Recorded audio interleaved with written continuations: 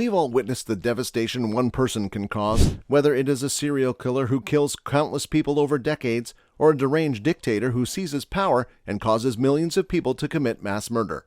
But from where do these individuals come? Are they a result of their environment, or are they corrupt from birth and destined to harm society?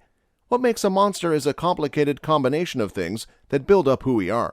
Scientists have long studied the pathology of evil, and the FBI even operates a research center known as the Evil Minds Research Museum, which is not open to the public and contains artifacts from some of the most horrific murderers they have ever faced. It is mostly utilized by researchers who educate the FBI about the origins of serial killers.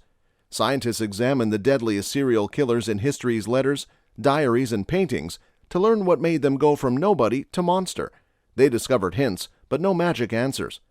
They discovered that early childhood trauma, which increases a person's propensity to lash out at certain targets, is a consistent component in many of the worst serial killers. These traumatic experiences may leave enduring marks on the brain that shape the victim's thoughts and produce serial killers where none would have existed previously. The counter-argument is that many other people go through early childhood trauma and either doesn't display any symptoms of it or express it in ways that don't have the same negative effects. Do all of the most heinous murderers experience a life-changing trauma? Many do. The early years of the notorious serial killer Ted Bundy were spent in a seemingly conventional environment with two parents and a considerably older sister who was already an adult.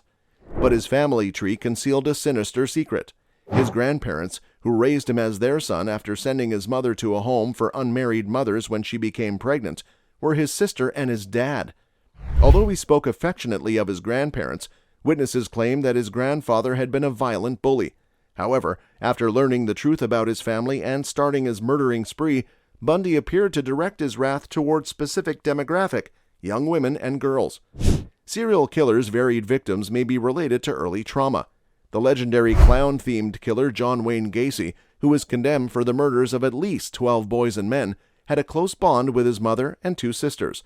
But his father was a different story. He was a violent, dangerous drinker who threatened the entire family. From a young age, Gacy's father focused on abusing and humiliating his kid. He especially enjoyed making homophobic slurs against Gacy and foretelling that he would grow up gay. Gacy, an obese youngster with a heart issue, was later abused by a friend of the family. All of Gacy's formative trauma was associated with abuse from other men, and his killing rampage solely targeted boys and young men. However, not every serial killer adheres to the same pattern. One of the most infamous serial killers in American history, the BTK killer, killed between 1974 and 2005, even taking a 13-year gap before picking up the murders again. By the time the unassuming Dennis Rader was apprehended, he had committed 10 murders, but there were little hints about his early life. Although he felt his parents ignored him by working long hours, there was no proof of abuse or neglect. He was one of 4 kids born to hard-working parents. That didn't stop him from harboring a strong resentment toward his mother for allegedly leaving him, and he became tormented by thoughts of sex, torture, and murder at a young age. He used to spy on female neighbors before moving on to killing, and he enjoys torturing and killing young animals.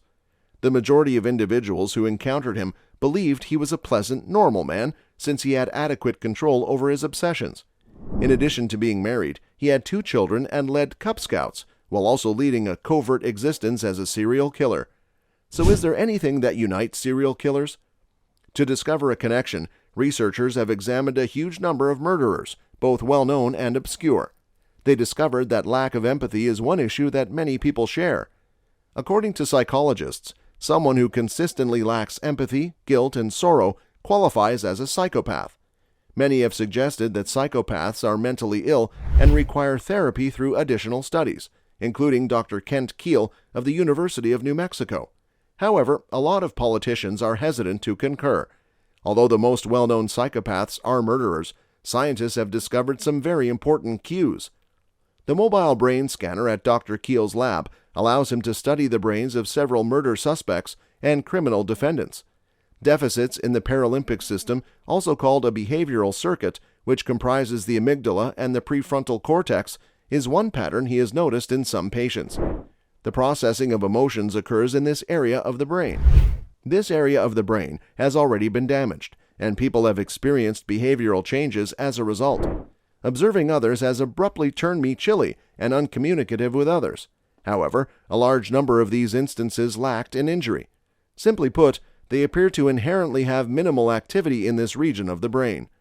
Although it wasn't a universal attribute, it raises the idea that those who are born with a deficiency in this area of the brain may be inclined to become killers. Exists a second key that can produce a killer regularly? The monoamine oxidase A enzyme rose to fame when it was identified as the renowned serial killer gene on the Riverdale television series. However, the truth is more nuanced. This gene speeds up the processes that control neurotransmitters like dopamine, serotonin, and norepinephrine, which all have an impact on our moods and emotions. Although some studies have suggested that lower levels of MAOA can increase the likelihood of depression, another connection to behavior has drawn more interest. The MAOA gene has been proven to enhance antisocial behavior, but other factors such as childhood abuse and excessive testosterone were also frequently linked to it. The warrior gene is another name for this gene.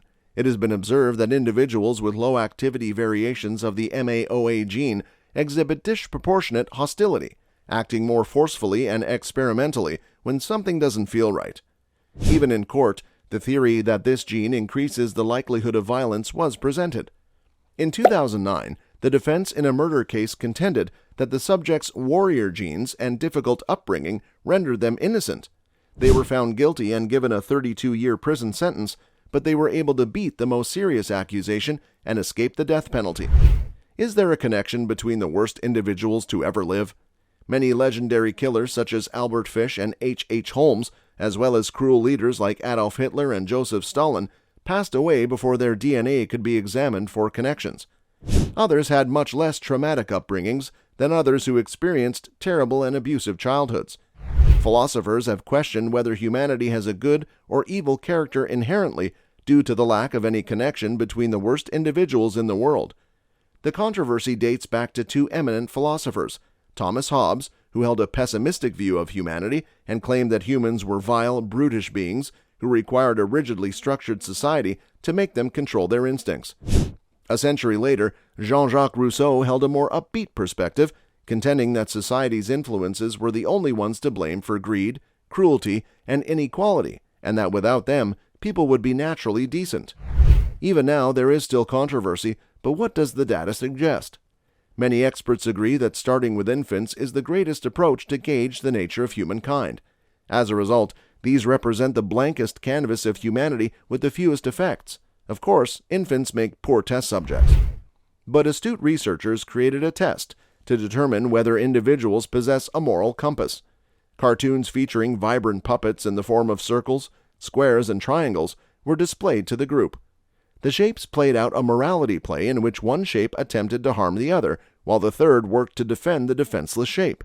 After the show, when asked to choose a shape, they said they wanted to play with it. All of these toddlers, who are all under a year old, selected the hero form. But may something like affinity to a hue or other elements have played a role in this?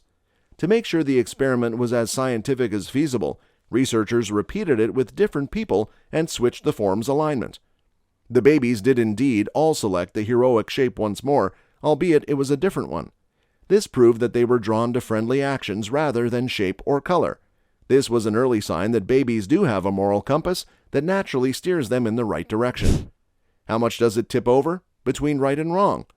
Over the years, profilers have looked for an answer to that and have come up with numerous theories but no firm conclusions.